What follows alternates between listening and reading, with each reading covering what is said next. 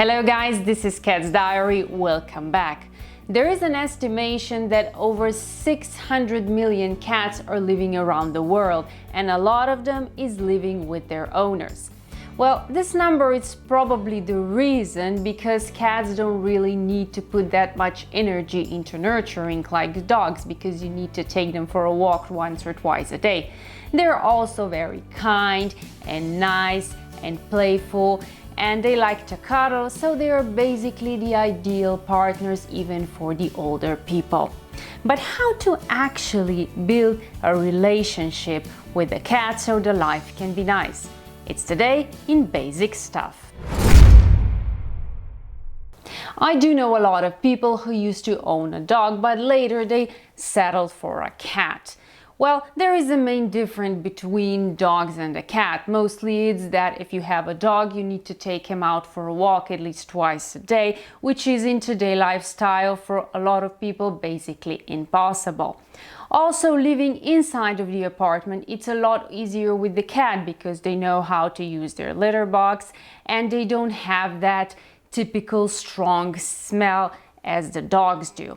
Now, there is a stereotype among people saying that they don't really care for their owners and they only come home when they're hungry. Well, if you are living with a cat, you know this is not true and you can actually build a quite nice relationship with a cat. Now, the main difference between cats and dogs is something I call the guardianship. Now, dogs usually live in the troops, which means they rely on each other when they hunt for a food, and they are more sociable, while cats on the other side are more individuals. So meaning you do need to respect their tendency to the privacy whenever they need that. Some say dogs have owners and cats have slaves. Well, it is not exactly the right way to say it, but it refers to the fact that if you do want the attention of a cat, you somehow need to earn it. And in practice, that means that you need to get a trust from cat and from now on build a relationship. Now, one thing how to build a relationship, it's a way to establish something we call a breaking point. Now, imagine this. You do know that a lot of cats like to play and they like to cuddle. Well, not all of them like to cuddle and not all the time. So, when you do play and you use all sorts of toys and ropes like this or mices and so on, something or sometime in between the game, your cat might want to go away, perhaps for just a little while, or she doesn't want to do it anymore. Now that is what I call the breaking point. So if she will go away, or if she will want to tell you now the game is over, I don't want to do that, don't push her to do more. She will come back to you when she will want to. Now for my cats, I can see that they have that breaking point on top of this indoor tree, and when they go exactly on top, so the most highest point, it means the game is over, I don't want to do it anymore.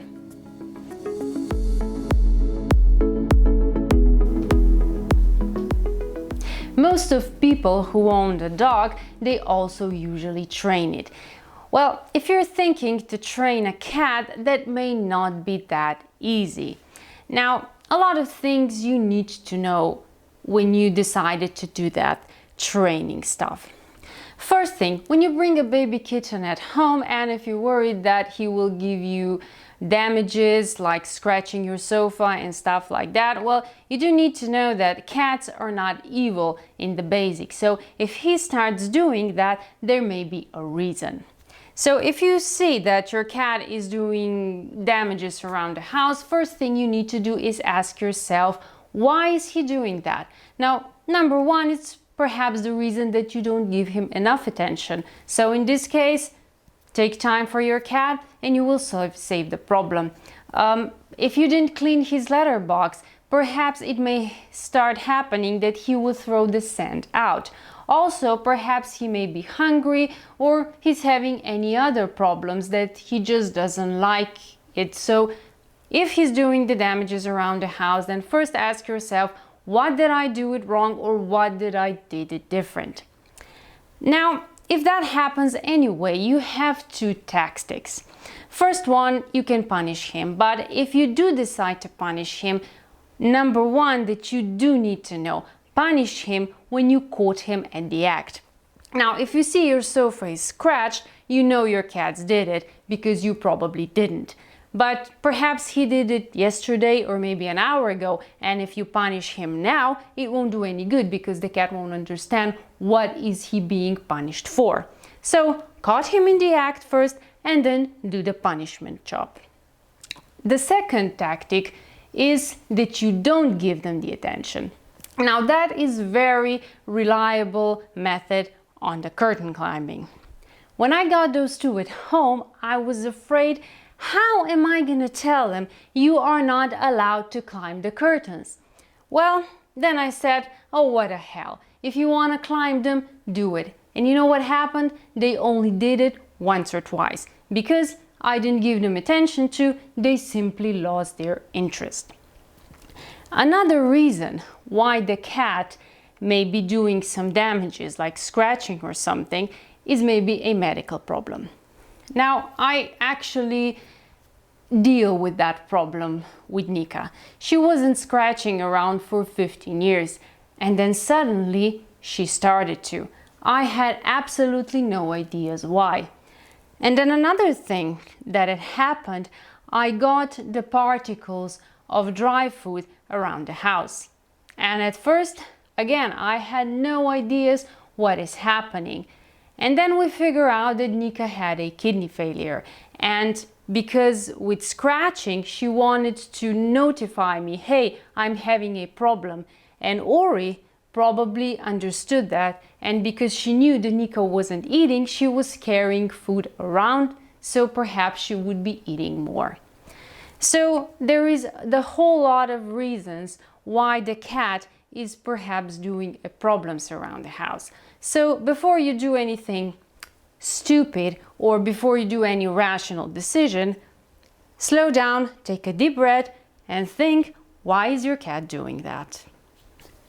If you are a parent and having cats and children, there are some things you need to pay attention to. Now, if you're living with them since the beginning, they will get used to each other. Now, what you do need to be careful if you have babies, and I mean almost newborn babies, then don't let them sleep together in the same bed with the cat. Not intentionally, but cat will probably want to be as close to the baby as it's possible, and that can cause a suffocation. Now, when the kids grow up, they will get used to the cat, and the cats are usually more careful. But small children don't have that feeling that they need to treat with the babies with kindness, and they need to be gentle with them. So it sometimes can be very rough, and on the other hand, of course, the cats will defend themselves, and that can cause maybe some scratching wounds or something. Usually that is not so dangerous, but in case that the eyes are involved, that can have a long-term consequences. So be careful and teach your children to be gentle with the animals, and especially teach them how to leave them and then how to put them back. They do need to do it right, because otherwise the cat will fight back, and that can cause, or better say, that can end up with some wounds that are totally unnecessary. So bottom line, there are some things you need to know when you're training your cat. Now, when you bring your baby kitten at home, first thing, put them into their toilet. This way they know when they have to use it, and they will use it without a problem from day one. One thing you need to be careful is that it is on the spot when they can access at any time of the day. Now, second thing is to set some ground rules. Now, you do know that cats are, even the ones who are shy and scared, they're hunters. So hunting is in their blood, which means anything that doesn't stand still will motivate to hunt. So when you bring your cat home, try to find some toys from some mices, 2 ropes like this. Make sure they move, you play with them, so cat will sooner or later come near you, she will start playing, and so this way you will start to build a relationship, you will start bonding, and then you will probably be very simple to tell her for you what you do want or what do you expect from her to do and what not. So if you don't want her to be on your dinner table, you will start to showing her that from time to time. And trust me, sooner or later she will accept that. At least when you're not around. Well, this was all for today. Thank you for watching. If you like, give us a thumbs up, and that you don't miss more stories from the Cat's Diary, subscribe to our channel. We'll be back soon. Bye-bye.